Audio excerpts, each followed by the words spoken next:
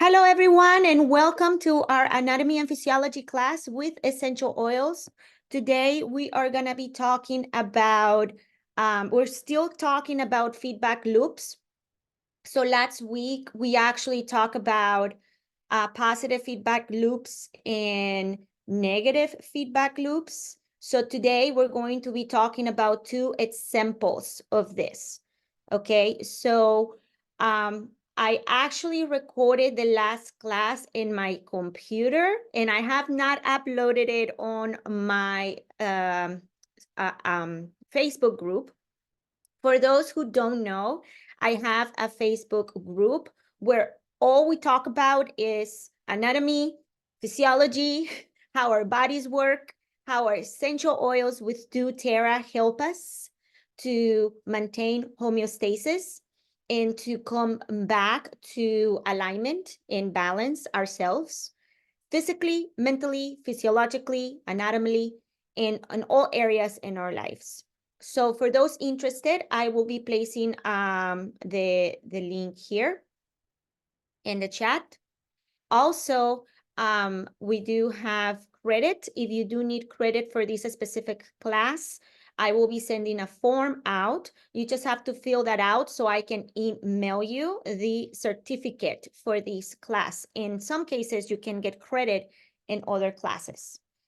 But yeah, so let's go ahead and get started. So I'm gonna go ahead and share my screen. So anatomy and physiology with essential oils. So we're going to be talking about positive and negative feedback system loops, okay? So again, my name is Isadora Haffa. I am a doTERRA wellness advocate and an essential oil specialist. I'm also a coach, a therapist, and aroma-attached technician, and among other things. If you continue to come to these classes every Thursday, you're going to get to know me more and more and more and more. These classes are only for 30 minutes. So it's not even really a class. It's more like a review, if you want to call it, or a talk, workshop, whatever you want to call it.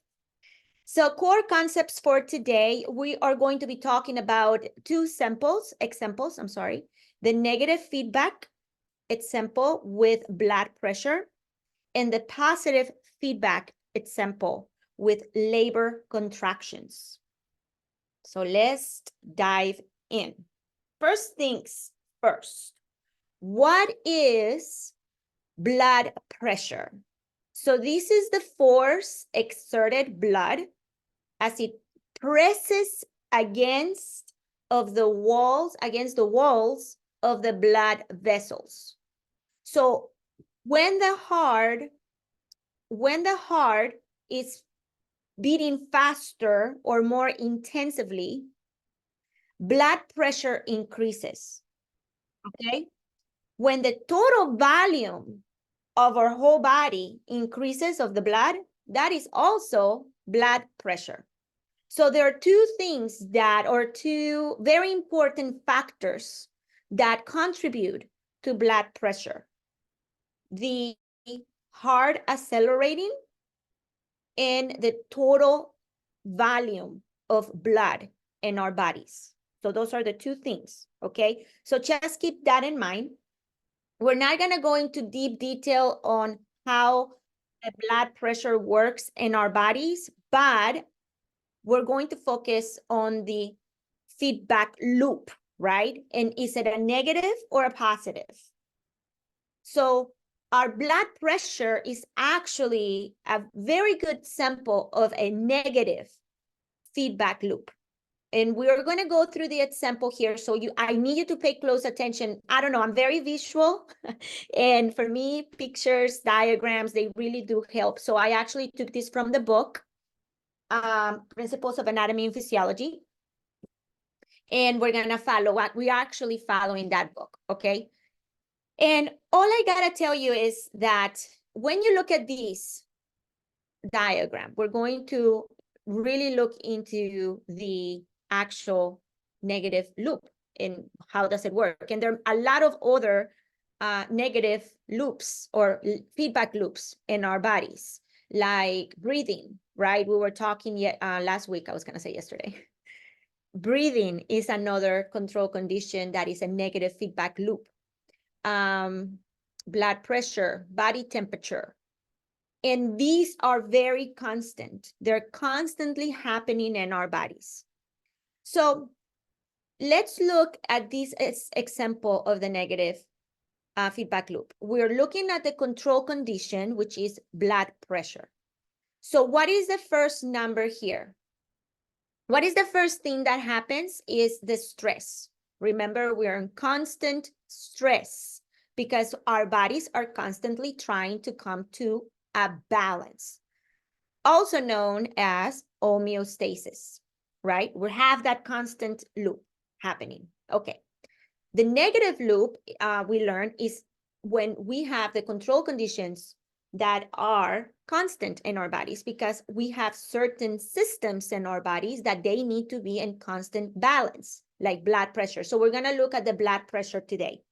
So the first stimuli that happens here is you could start exercising, you could have received really bad news, so you start pumping your heartbeat, it starts pumping really, really fast, right?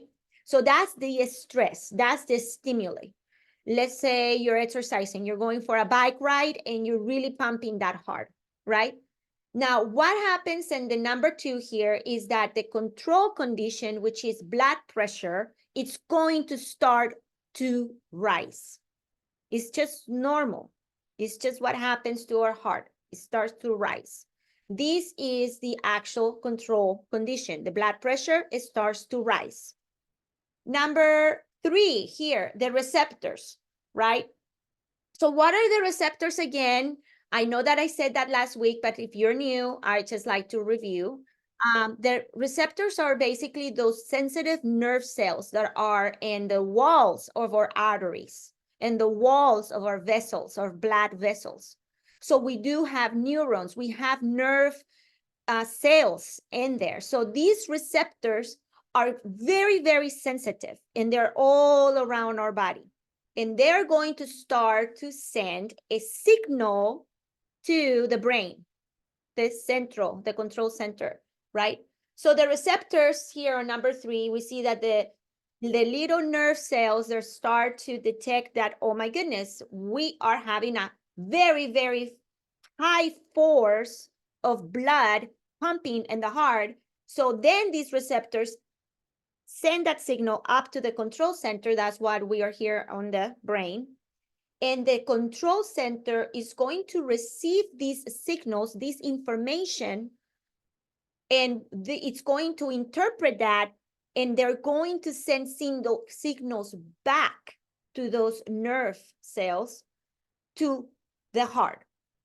And the signals are going to be the actual effectors, right? They're going to say, okay, the heart rate is accelerating, so we need to bring that heartbeat down, or you need to dilate those vessels so the blood can flow easily. So that's the actual effectors, right? The heart rate decreases. It does. It comes into that homeostasis again. Okay, so I hope you understand that this is a very good example of a negative feedback loop in our system. Okay, so we return to homeostasis when response brings blood pressure, the control condition, back to normal. Okay, so I hope you understand that loop. And that happens constantly in our bodies, even when we're sleeping. All right, good. I do want to put a couple of clarifications in here because, believe it or not, this is the silent killer in our modern era. We do have a lot of people who suffer from high blood pressure or hypertension. And I wanted to just clarify here. So what are the arterioles and how does it affect the blood pressure? So arterioles are very much pretty much the small, very small arteries that have these muscular walls that contract or dilate to allow blood flow to go through. So when blood pressure rises, right, like the example I was just giving you, the arterioles will dilate, mean they go wider, to meet less resistance from the blood pressure, right? So in this example here, the arterioles are the actual effectors in the negative feedback loop. And the dilation is the response, okay? So remember how I was telling you that our blood vessels or arteries have these nerve cells that detect, right? These nerve cells will put that input into the central nervous system, into our central control center, which is our brain. And they are going to send these signals to wherever in our organism, in our system, needs to go back to be balanced, back to homeostasis. Okay, so in this scenario, with the arterioles, they happen constantly. They dilate or they will contract. They dilate or they will contract.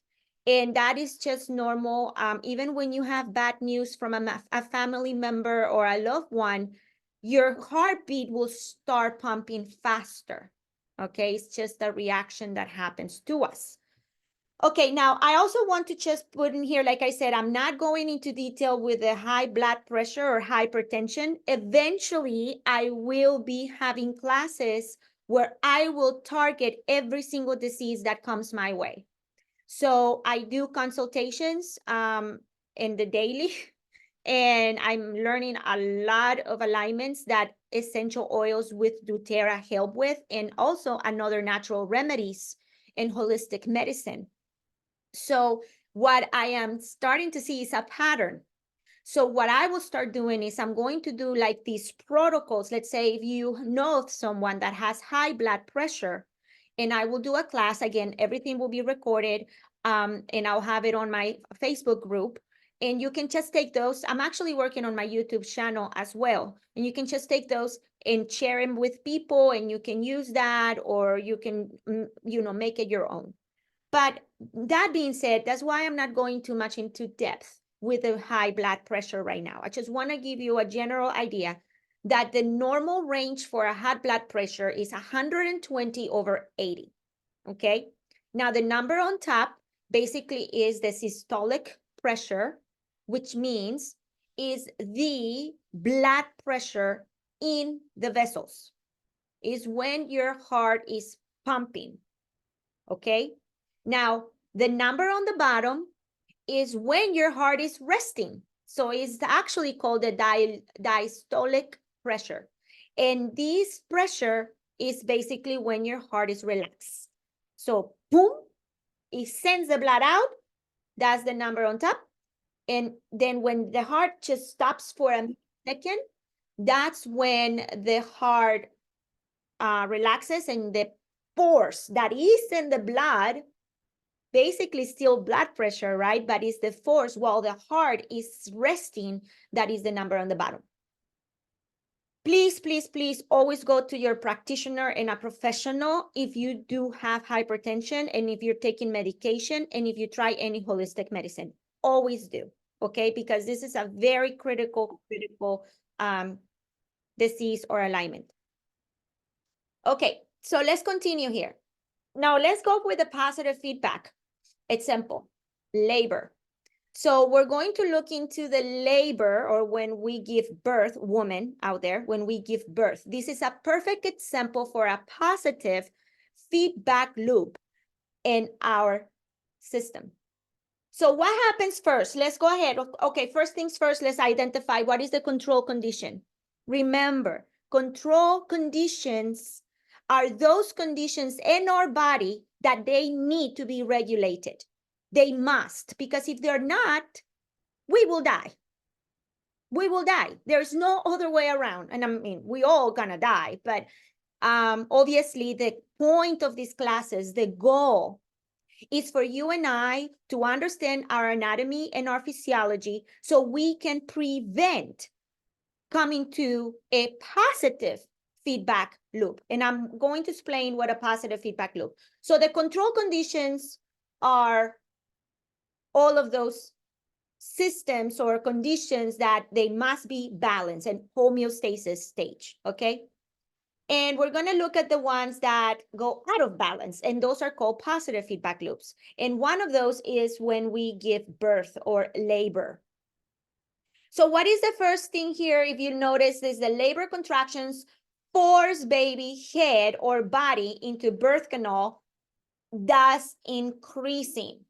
So what is the stimulus? What is the stress? Labor begins. That's what's happening, right? The uterus, it starts to stretch out.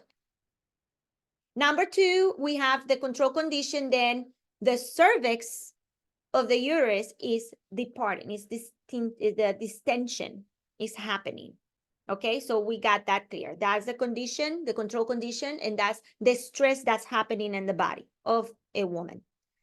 Okay, now what are the receptors? Remember, the receptors are the cell nerves that are very sensitive to all of that stimuli that's happening, sending that input to the control center, which is our brain. Most of the cases is our brain. We have other control centers, but okay, you get the point, right? So what happens when we are starting to have ladies out there? If you have babies already, what happens? Then the nerve cells start feeling the pressure in the uterus, right? The uterine wall or arteries, nerve cells start sensing, oh my goodness, something's happening. We need to send these to the control center. Now the input of the receptors to the control center. The control center starts to interpret the signals, causing an output, right? So the output here will be what? The release of oxytocin. Oxytocin is a hormone that is created in our brain. That's why here we have the hypothalamus and the posterior pituitary gland. It start to work together to release this hormone that basically what this hormone does is going to start releasing more oxytocin. The oxytocin enhances the muscular contractions. It starts to enhance the contractions and starts to enhance the contractions. So now the effectors here, which is the result of that response from the brain, the effectors, remember the result, the effect, right, is going to stimulate the muscles of the uterus even more. Even more. They're going to start to bring, as they are bringing more stimuli and the muscles to start to contract more and more and more, we have the response. The uterus contractions will start, and the oxytocin together will start opening that canal further, stretching the uterus further, okay? Causing more release of oxytocin, increasing distension of cervix of the uterus. This is the difference between the negative and the positive. Here, we're not releasing the homeostasis until the cycle is broken, meaning the baby is born. The head goes through the birth canal, right? And until the baby's out of the birth canal, which, by the way, the heaviest part is the head, is when the body or the uterus, the system, will come and decrease and go back to normal value. It will come to that, it will break that cycle, basically, right? So I hope this is clear, right? So positive feedback causes distension of cervix of uterus control condition, right? To deviate more from the normal value. So this is very interesting, and I hope you see both differences. The negative feedback loops in our body, they bring you to homeostasis easily, quickly, and repeatedly. all through the day and the night. Positive feedback loops are in extreme situations, and they will not break you back to homeostasis as easily until something is released. Like, also another example would be when we go poop, when we feces. When we have feces, is something that our body has to secrete, right? And then we need to get rid of that.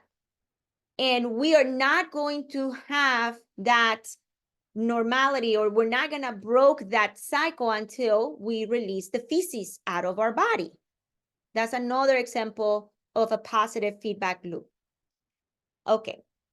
Now, I do want to give you, before I go into the examples, I do want to give you some oils that help with the high blood pressure, and some natural remedies that you can do. So, for instance, the lemon regulates blood pressure. And the lemon that we have comes from the rim. It's not the juice, it's the rim of the lemon. Also, ylang ylang, marjoram, eucalyptus, tulsi, lavender, celery seed, clove, clary sage, lemon, and wintergrass. I'm sorry, wintergreen. I was thinking lemongrass. Wintergreen. Obviously, good nutrition, right?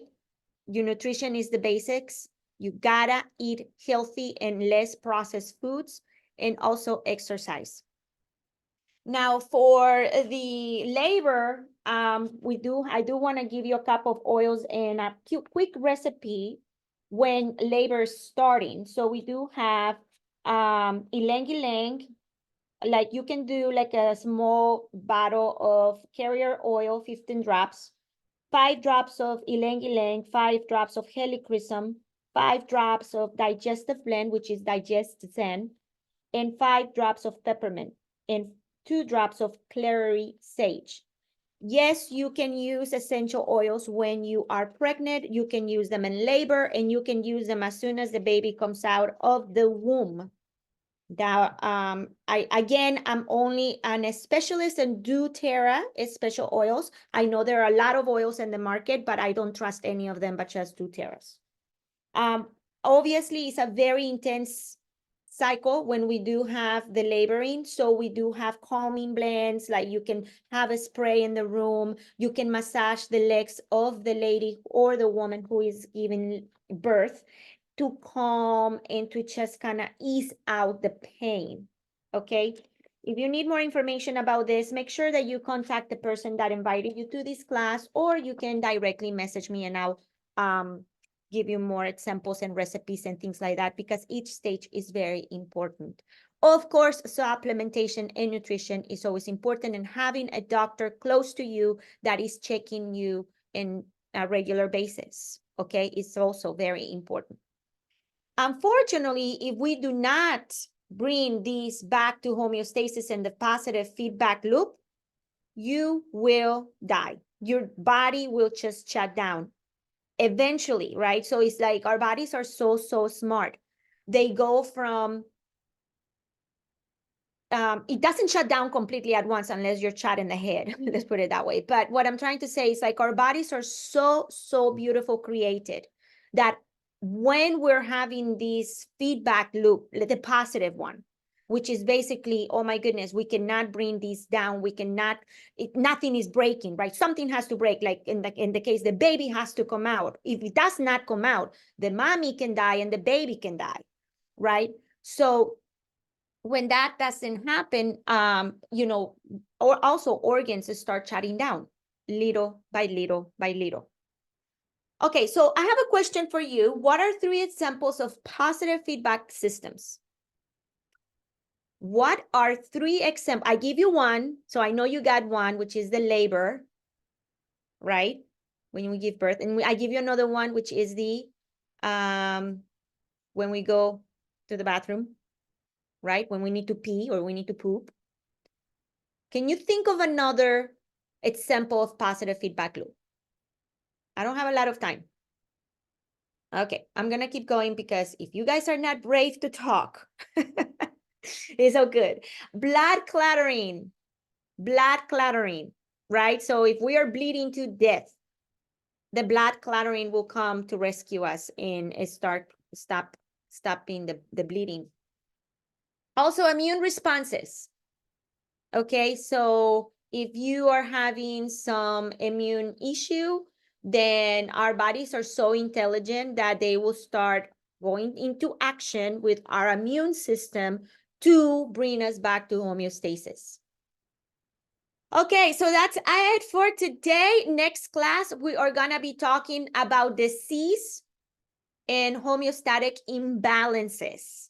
Very important to understand what is a diagnosis and how to start evaluating the diagnosis that the doctors are giving you, right? And how is diagnosis related to disease? And obviously, we're still talking about essential oils and homeostasis. Okay, do we have any questions? Please feel free to contact me if you need any information about anything that I have talked about today. Also, if you need credit for this class, let me know. I can send you a certificate for this class. And if you're not part of our Facebook group, please be, because you will be able to see all of these recordings. I have them right there. I actually built a guide called Anatomy and Physiology with Essential Oils. And you can look at all the classes that we've been having so far. Okay, everyone. Well, thanks for coming again. Love you, love you. Be good, be brave, be encouraged. And we'll see you next week. Thank you. Love you too. See you next week. Bye, Mervin.